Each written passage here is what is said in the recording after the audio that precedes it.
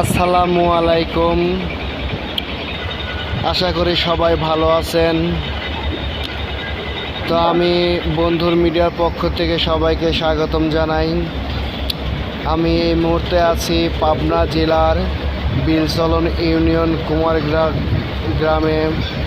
তো দেখতে পাচ্ছেন যে জাকের মারাই কল অটো মেশিনে কীভাবে কৃষি জমি থেকে ধান কেটে নিয়ে এসে এখানে ধান মাড়াই করা হচ্ছে। তো এক ভাই নিচে বসে থেকে ধান গাবলায় ভরে দিচ্ছে, ধীরে ধীরে পড়তেছে। অন্য একজন ভাই কৃষক ভাই ধান বস্তায় ভরতেছে।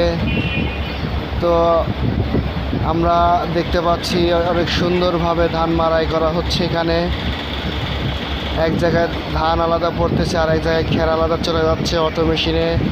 বাতাসের সাহায্যেও দূরে যায় ধানের